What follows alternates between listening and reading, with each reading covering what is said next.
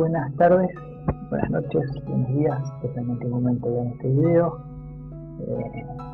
Bueno, espero que estén muy bien a pesar de los días extraños que nos tocan vivir. En la tarea que les mando ahora incluyo las consideraciones teóricas que corresponden a la unidad 5, que versa sobre el segundo principio de la termodinámica y la entropía. En realidad esta es la primera parte en la que vamos a hablar concretamente de máquinas térmicas, y bueno, la función entropía la vamos a ver en otra clase que les dejaré oportunamente también grabada.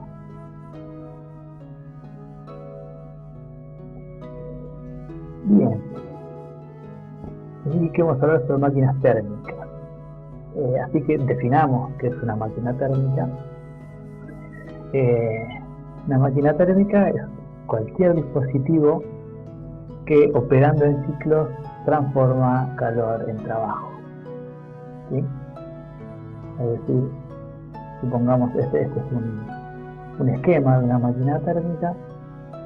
Toma una cantidad de calor de una fuente caliente, que ya en su momento vamos a ver cuál es, y parte de ese calor lo puede transformar en trabajo. Es fundamental que dentro de la definición de máquina térmica tengamos en cuenta que opera en ciclos, así que esto se lo subrayan, lo ponen en otro color, etc. ¿Y qué era un ciclo? Bueno, aprovechamos para repasar. Un ciclo o una evolución cíclica es aquella evolución en el que el punto inicial y el punto final son el mismo. Digamos, cuando yo digo puntos quiero decir estado termodinámico, ¿no? Bueno, esta es una evolución cíclica que vamos a ver al final de estas filminas, pero fíjense que esto hace un ciclo. Y es necesario también que definamos o que analicemos bajo la luz del primer principio de la termodinámica el ciclo. ¿Sí? Si ustedes recuerdan, el primer principio de la termodinámica tenía una expresión de este tipo: la sumatoria de los calores menos la sumatoria de los trabajos que el sistema intercambia con el medio es igual a la variación de energía. Como dentro de la variación de energía solamente hay funciones de estado, en un ciclo la variación de energía es igual a 0, con lo cual para una evolución cíclica la sumatoria de los calores tiene que ser igual a la sumatoria de los trabajos. ¿Sí? Entonces, yo voy a cambiar un poco la nomenclatura, que es la que voy a usar de acá en más. En vez de decir sumatoria de calores y sumatoria de trabajo, voy a adoptar un nombre que es calor neto y trabajo neto, que es como lo van a encontrar en la mayoría de los libros. Así que en una evolución o proceso cíclico, el calor neto es igual al trabajo neto. Y el calor neto o el trabajo neto, ¿qué son? Bueno, es la suma de los calores, cada uno con el signo que le corresponde, ¿no? Por ejemplo, si nuestro sistema es la máquina térmica significado por este círculo que está acá, el calor que entra al sistema es positivo, mientras que el que sale es negativo, según nuestro convenio de ciclo. Esta ecuación nos va a servir para hacer algunas inferencias matemáticas enseguida. Bien, otra de las definiciones que necesitamos es la de fuente térmica. Una fuente térmica para nosotros va a ser un sistema que tiene temperatura uniforme y constante y que solo intercambia calor concentrado. Es decir, que solamente intercambia energía en forma de calor con su entorno. Si bien es algo medio teórico y medio idílico, hay algunos sistemas que pueden operar como fuente térmica, grandes cursos de agua como un río, como la atmósfera o un sistema que cambia de fase.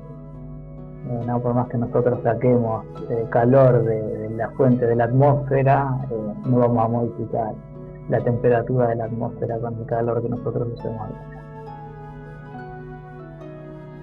Bien, teniendo en cuenta estas dos definiciones, avanzamos. Y cuando nosotros hablamos de una máquina térmica, desde el punto de vista de la ingeniería, es muy común hablar de rendimiento, bueno, desde muchos puntos de vista, ¿no?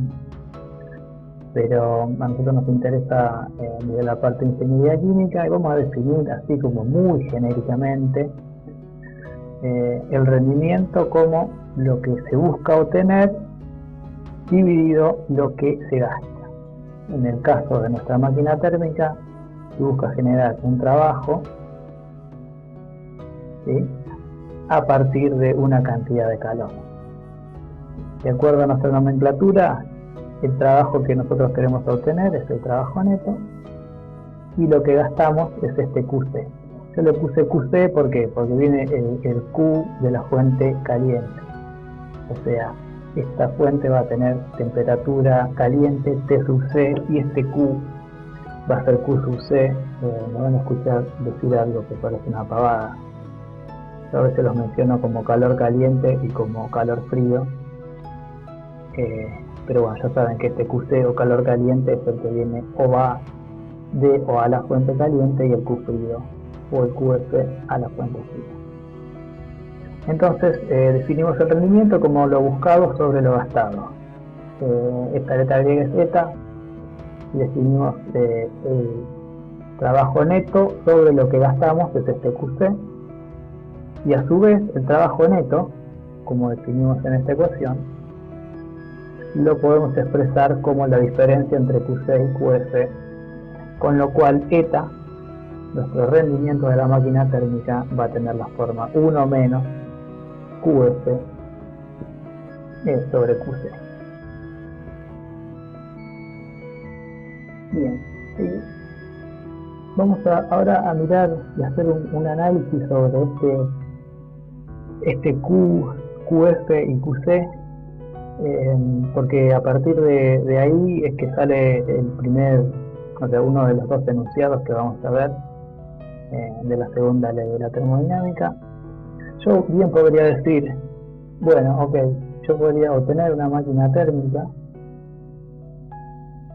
de rendimiento 1, o sea 100%, en la medida que QF sea 0. Entonces yo digo, bueno, ok, si yo elimino QF, o sea el calor que estoy mandando a las fuentes frías, todo el calor que entra podría directamente transformarse en calor. Entonces la pregunta es, ¿puede esto suceder? Y la respuesta es que no. Y lo vamos a ver con un ejemplo bastante sencillo. Y acá es crucial de nuevo lo que les decía de la de la definición de máquina térmica que opera en ciclo, ¿no? Vamos a suponer que yo tengo una fuente de calor a 100 grados centígrados que me está calentando un gas que inicialmente está a 30.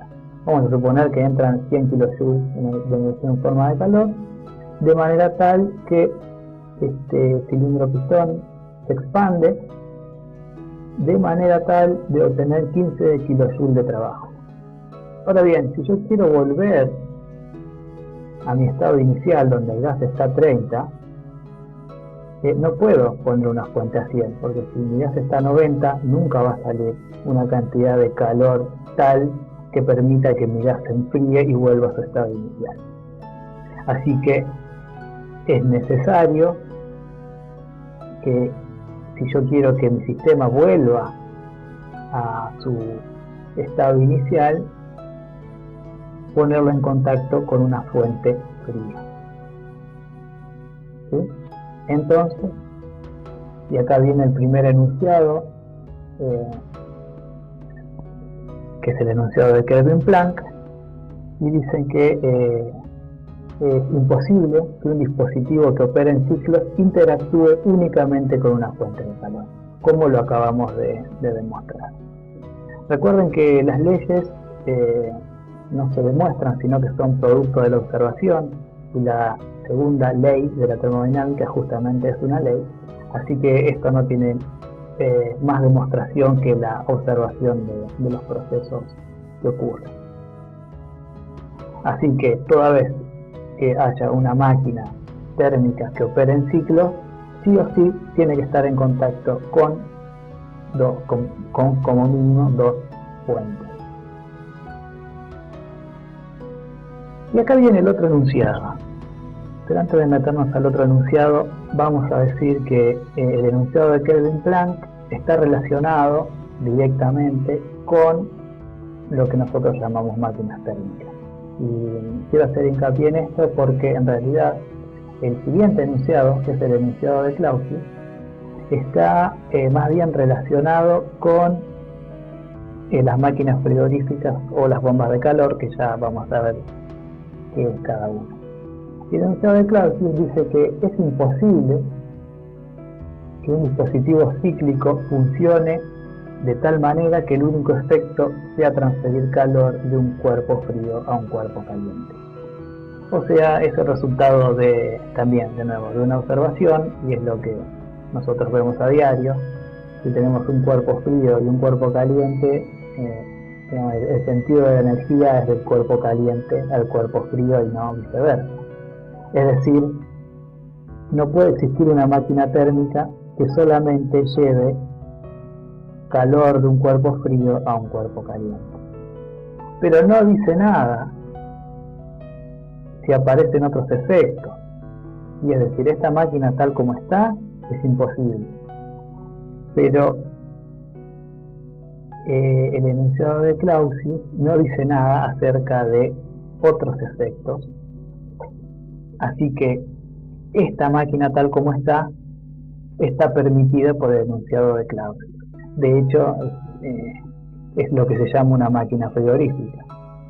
¿Sí?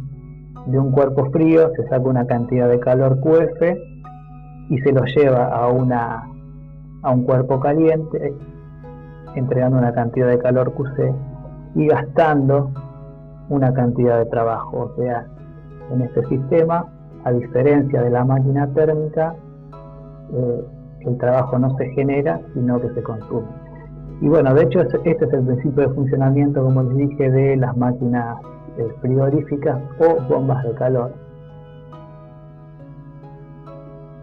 Y vamos a ver qué son, qué es cada uno. Se los digo con un ejemplo así bastante burdo. Una máquina frigorífica no es ni más ni menos que una heladera. ¿Sí? Una heladera, ¿qué función tiene? Bueno, mantener la temperatura el habitáculo de manera tal que esa temperatura permita, ¿no?, mantener los alimentos, las bebidas, etc. Es decir, toda vez que la heladera empieza a funcionar, saca una cantidad de calor del habitáculo a través de un circuito que en algún momento vamos a ver cómo funciona, y lo tira a una fuente caliente cuya temperatura obviamente es mayor a la temperatura fría. Es decir, esto es el habitáculo dentro de la heladera. Esto que ven acá son todos los internos, digamos el compresor y los demás dispositivos que tiene internamente la heladera, y la fuente caliente no es ni más ni menos que el ambiente donde tengamos la heladera, digamos la cocina comúnmente. Y también se define no necesariamente un rendimiento, sino una eficiencia para una máquina frigorífica, que en los libros lo van a encontrar como coeficiente de performance o coeficiente de funcionamiento, COP, yo le voy a decir COP como una generalidad. Y de nuevo, como todo rendimiento o eficiencia, es la relación entre lo que yo busco obtener y lo que gasto. Ok, para una máquina frigorífica, ¿yo qué busco obtener? Bueno, yo busco sacar esta cantidad de calor QF de manera tal de mantener la heladera fría. ¿Y qué es lo que gasto? Bueno, gasto una cantidad de trabajo, digamos, eléctrico, que es lo que me consume el compresor. No se preocupen por el funcionamiento del ciclo en sí, porque solamente vamos a hablar ahora de generalidades, quizá en la última guía del año, del semestre, vamos a conversar sobre máquinas frigoríficas más en detalle. Bueno, de nuevo, con un tratamiento parecido al de la máquina térmica, haciendo el trabajo como la diferencia de los calores que entran y que salen, se define este coeficiente de performance beta como QF sobre QC menos QF. Una bomba de calor. O sea, hasta acá, beta, el coeficiente de performance del ciclo frigorífico. Una bomba de calor. ¿Qué es una bomba de calor?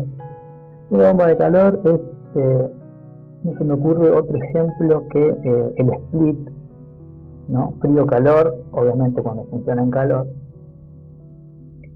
¿Qué es lo que hace? Bueno, exactamente lo mismo. Toma una cantidad de calor QF de la fuente fría, que para nosotros la fuente fría va a ser el ambiente, en general toma una cantidad de calor del ambiente, y lo que hace es, a través de un gasto de trabajo, transformarlo en calor, que es lo que se manda a la habitación que se quiere calefaccionar. O sea, no me interesa tanto la cantidad de calor que yo saco de la fuente fría, que en líneas generales es el ambiente, sino que a mí me interesa la cantidad de calor para calefaccionar mi habitación y no morir congelado. Con lo cual, lo buscado en una bomba de calor no es QF, sino que es QC, pero lo que yo gasto es trabajo en el compresor. Entonces definimos el COP, coeficiente de performance, coeficiente de funcionamiento o eficiencia de una bomba de calor, como la cantidad QC dividido la diferencia entre QC y QF, que es, como decimos, el trabajo. Bien, definimos de dos maneras distintas, o mejor dicho, hicimos dos postulados, dos enunciados, dijimos, del segundo principio. Uno es el de Kelvin-Planck y otro es el enunciado de Clausius. Yo no lo demuestro acá en las filminas, pero esos dos enunciados son equivalentes. Quiere decir que cuando se viola uno de los dos enunciados, automáticamente se está violando el otro. Eso se los voy a poner en el cuestionario como una preguntita para que investiguen un poco. Pero lo que vamos a decir sí es que los enunciados, tanto el de Kelvin-Planck y el de Clausius, son equivalentes. Al violar uno, automáticamente se viola el otro. Otro de los conceptos que necesitamos para hablar sobre el segundo principio son los conceptos de procesos reversibles y procesos irreversibles.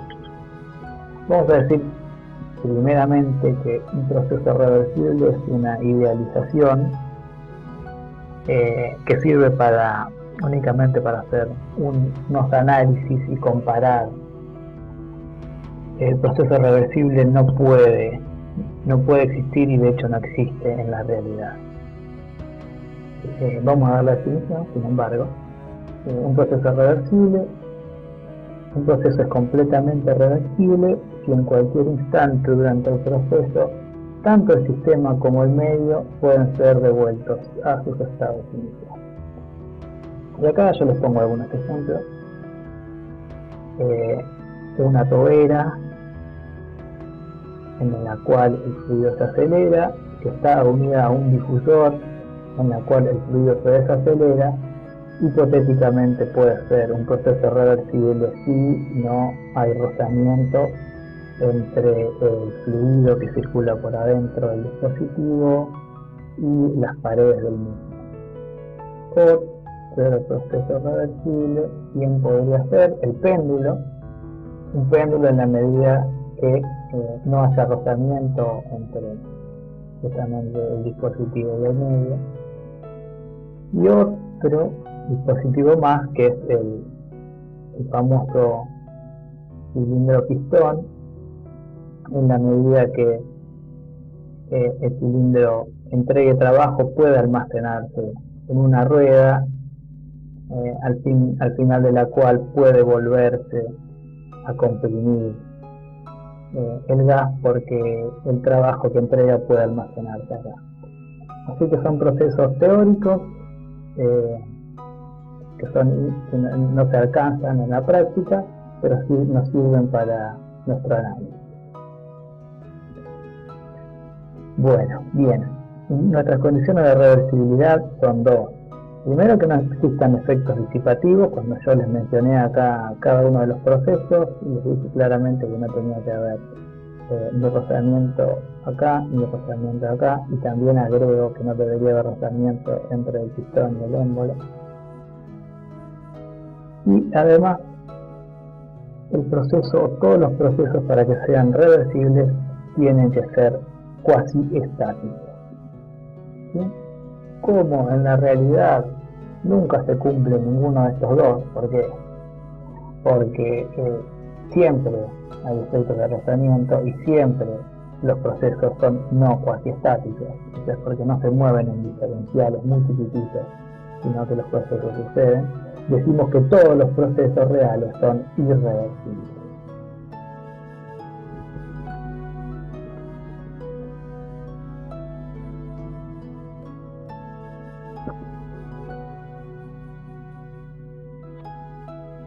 Bien.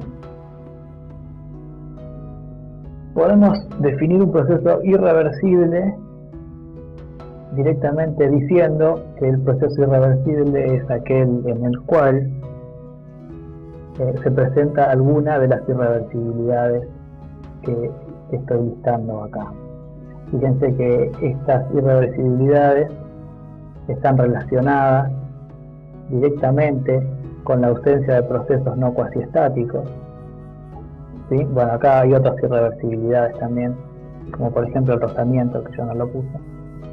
Pero después podemos analizar, a mí lo que me interesa analizar ahora es la diferencia de temperaturas con delta T finito.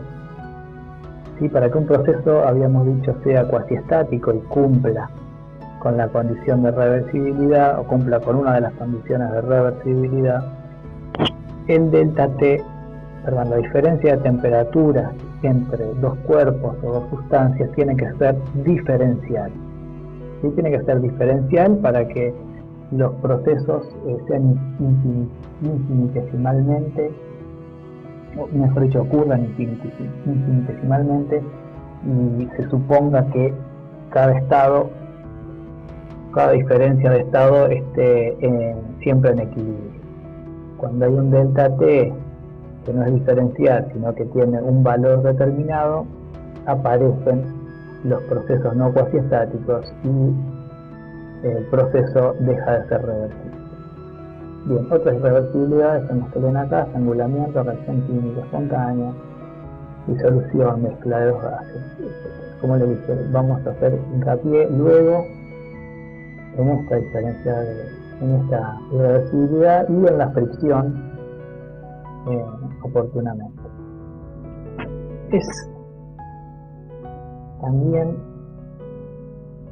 necesario, quizá no ahora, pero está para ir teniéndolo en cuenta para la parte que viene, hablar de dos tipos de irreversibilidades: irreversibilidades internas e irreversibilidades externas, que son ni más ni menos que lo que el nombre indica.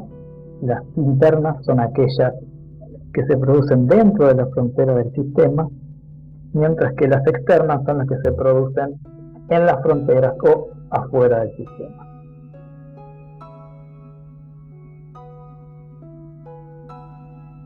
Quizá ahora parezcan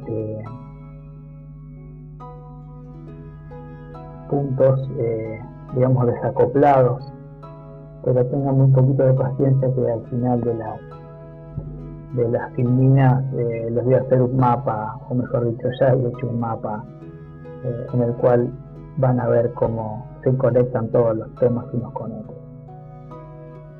Vamos a hablar ahora de un ciclo ¿Recuerdan cuando definimos máquinas térmicas? Dijimos que necesitamos definir que operaban un ciclo.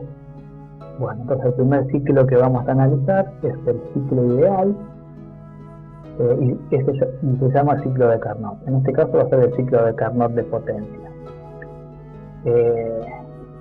Carnot postula este ciclo, que es el ciclo ideal, diciendo que este ciclo puede ocurrir mediante 4 evoluciones reversibles, que son 2 isotermas y 2 adiabáticas.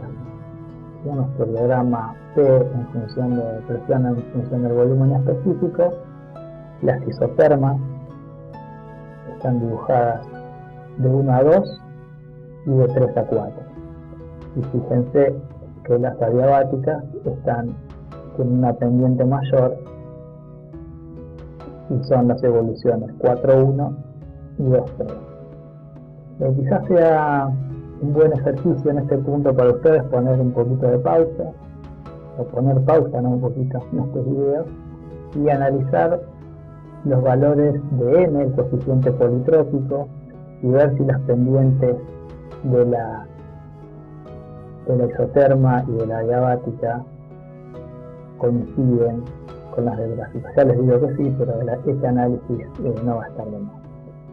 Bien, entonces, decía, el ciclo de Carnot es un ciclo ideal compuesto por 2 isotermas y 2 adiabáticas reversibles. ¿Sí? Para eso, para hacer el análisis de este ciclo de potencia, vamos a imaginar que tenemos un gas, nuestro famoso cilindro pistón, que está sometido a una fuente que está a una temperatura T sub T. Es decir, de acuerdo a mi gráfico, acá entra una cantidad de calor, ¿sí? Y esta cantidad de calor, para que sea reversible, recuerden, tiene que ser infinitesimal. Así que la diferencia entre la fuente y el gas tiene que ser infinitesimal. Es decir, el gas se calienta, cuando se expande baja infinitesimalmente su temperatura y ahí automáticamente la fuente vuelve a entregar otra cantidad infinitesimal de calor, y así sucesivamente. Recuerden que la fuente, además, por la definición que hicimos, es un sistema cerrado que mantiene siempre su temperatura constante. Bien, el proceso 2-3.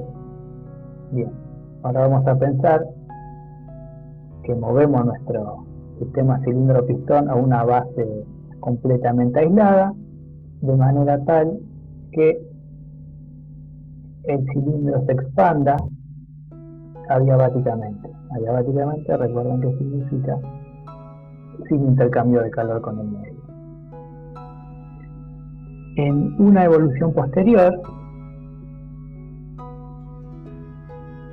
tenemos la compresión isotérmica, es decir, ponemos nuestro sistema o lo sometemos, lo ponemos en contacto con una fuente a una temperatura TS, de manera tal que pierda calor, ¿sí? Y vuelva a comprimirse. Esta compresión, recuerden, es isotérmica y se produce con diferencias de temperatura muy pequeñas, es decir, infinitesimales, es decir, delta T. Y por último, para cerrar el ciclo se cierra con otra adiabática, con una compresión adiabática, en la que, bueno, se gasta una cantidad de calor, una cantidad de trabajo determinada. Es decir, en la evolución 1-2 hay una entrega de calor del medio al sistema. En la evolución 2-3 el sistema entrega trabajo. Bueno, en este también entrega trabajo porque se está expandiendo. En la evolución 2-3 también entrega trabajo. En la evolución 3-4 y en la 4-1 el sistema consume trabajo. ¿sí? Con lo cual, todo lo que hay acá adentro, en un PV, no es ni más ni menos que el trabajo neto de mi ciclo de Carnot. Bueno, a partir de este ciclo hipotético que Carnot propuso, también propuso sus corolarios. Y bueno, el primer corolario dice que la eficiencia de una máquina térmica irreversible es siempre menor que la eficiencia de una máquina térmica reversible siempre y cuando estén operando en las mismas temperaturas.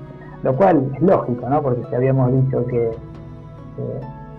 la condición de reversibilidad no tiene fricción y es lo ideal, es lógico que una máquina térmica reversible tenga una eficiencia mucho más grande que una reversible. Y otro de los postulados o corolarios de Carnot dice que dos máquinas térmicas reversibles que operen entre las mismas fuentes tienen exactamente el mismo rendimiento. Estos dos puntos, que son los corolarios de Carnot para un ciclo de potencia, los tienen que tener muy presentes, porque los van a ayudar a resolver muchos de los problemas que les planteamos en el medio de estudio. Bueno, acá les puse un meme bastante estúpido. Otra forma de hablar sobre los corolarios de Carnot es diciendo que no puede haber una máquina térmica más eficiente que la máquina térmica de Carnot. Chiste estúpido mediante. Podemos pensar el mismo ciclo, pero al revés. Fíjense que el ciclo de potencia se recorre en sentido horario, fíjense la flechita, de 1 a 2, 2 a 3, de 3 a 4 y de 4 a 1. Este es el ciclo de potencia que se recorre en sentido horario. También tenemos el ciclo de Carnot inverso, fíjense las flechitas, van en sentido antihorario y las evoluciones son las mismas. ¿Sí? Son dos evoluciones isotérmicas y dos evoluciones también adiabáticas. Fíjense, 1-2 es una compresión adiabática, 2-3 es una compresión isotérmica en la cual se cede calor a la fuente caliente, luego hay una expansión adiabática y por último se cierra el ciclo con otra expansión isotérmica en la que entra una cantidad de calor desde la fuente fría. Es decir, el ciclo de Carnot inverso es el que me describe las máquinas frigoríficas y las bombas de calor. Tenemos también los corolarios para las máquinas térmicas y frigoríficas, para las máquinas frigoríficas y bombas de calor. Dice que el COP, coeficiente de performance, coeficiente de funcionamiento o eficiencia de una máquina frigorífica irreversible es siempre menor que el de una reversible mientras operen en las mismas temperaturas, ¿no? Mientras TC y TS sean las mismas. Y dos máquinas frigoríficas reversibles que operan entre las mismas fuentes tienen el mismo coeficiente de performance o coeficiente de funcionamiento. Si ustedes cambian máquinas frigoríficas por bomba de calor, los corolarios son absolutamente equivalentes. Bien, la suposición de una máquina térmica ideal o reversible, esa máquina que propuso Carnot, también nos abre la puerta a determinar una escala termodinámica de temperatura, aunque sea desde el punto de vista teórico. ¿Sí? Podemos plantear que la relación QF sobre QC en una máquina reversible, una máquina térmica reversible, es función de psi, que es igual a psi, que es función de la temperatura de la fuente fría y la fuente caliente. Este planteo, así como está hecho, es una generalidad para plantear una escala termodinámica de temperatura que sea independiente del fluido de trabajo. Ustedes saben que la escala centígrada y la escala Fahrenheit son dos escalas que están determinada de acuerdo al punto de ebullición y al punto de fusión del agua.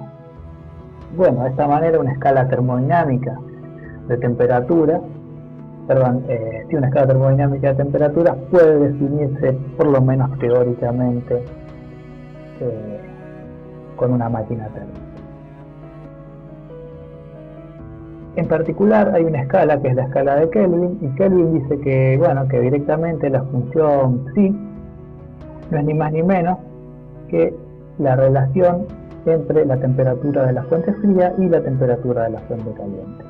Con lo cual se obtiene esta ecuación en la que para máquinas térmicas reversibles la razón de los calores es igual a la razón de las temperaturas de las fuentes entre las cuales opera. Ahora bien,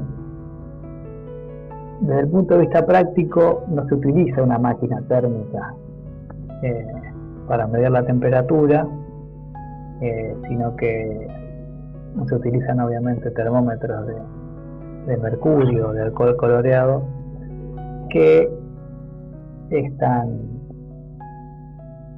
digamos, calibrados contra un termómetro súper preciso y un dispositivo que sí se usa en la realidad, que se llama el termómetro de gas ideal de volumen constante, que bueno, no entra en esta consideración teórica, pero es el que se usa en la práctica. Esto nos queda a nosotros como una ecuación muy importante, aunque sea para la teoría de lo que sigue. Bien, fíjense, como esta relación se tiene que dar únicamente para sistemas reversibles, y los sistemas reversibles son los que entregan una mayor cantidad de trabajo, podemos definir nuestro rendimiento máximo como 1 menos TF sobre TC. ¿Y de dónde viene esta ecuación? Bueno, bien, viene de esta que está acá, y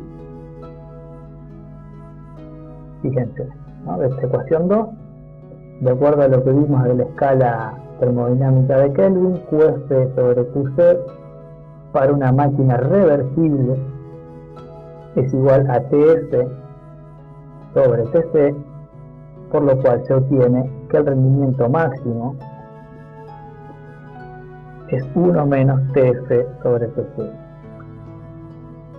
A este rendimiento máximo a veces lo van a encontrar como eta sub C por Carnot, bueno, obviamente porque el rendimiento de Carnot es el máximo que se puede obtener. Bueno, del mismo modo también aplicando esta ecuación 5 a las ecuaciones del COP, de la máquina frigorífica y de la bomba de calor, que llegan a expresiones del tipo beta máximo y gamma máximo en función de las temperaturas. Bueno, hasta acá una sarta de cosas que aparentemente no tienen nada que ver unas con otras. Yo les cuento un poco lo que viene y por qué es importante hablar de máquinas térmicas y de máquinas frigoríficas, no solo por la importancia tecnológica que tiene desde el punto de vista de la carrera de ingeniería, sino porque además a partir de las máquinas térmicas vamos a definir la función entropía, que es una herramienta que nos indica varias cosas, lo vamos a charlar en su momento, pero por ahora les voy a dejar el mapa de lo que vimos hoy a modo de resumen y para que ustedes tengan una idea de cómo se relacionan cada uno de los conceptos que vimos en este video. Bien, fíjense, nosotros partimos del enunciado de Kelvin-Planck. El enunciado de Kelvin-Planck es decir, que una máquina térmica tiene que operar entre dos focos, ¿sí? Al tener dos focos, ¿qué quiere decir? Que no se puede operar con un rendimiento que sea igual al 100%, es decir, parte del calor que entra se transforma en trabajo y otra parte tiene que intercambiarse a un foco que llamamos foco fuente, ¿no? Fuente frío. A partir de acá, y con esa premisa, con una máquina térmica que operando el ciclo tiene que intercambiar con dos focos, aparece Carnot planteando su máquina térmica ideal, y a partir de la máquina térmica ideal se establece el límite teórico, si se acuerdan los corolarios del Carnot antes del meme, y también el ciclo de Carnot ideal permitió definir la escala de Kelvin de temperatura, todo lo cual le puso un valor numérico al límite teórico del rendimiento de las máquinas. Es decir, ustedes van a leer en los libros que dentro de los, digamos, beneficios de la ley, de la segunda ley, está el que permite obtener una escala de temperaturas independiente del fluido de trabajo, y que además se le pone un valor numérico al rendimiento de una máquina térmica. Bueno, creo que eso es todo por hoy, así que bueno, la dinámica como sigue: responder el cuestionario y luego a resolver los problemas. Hasta la próxima.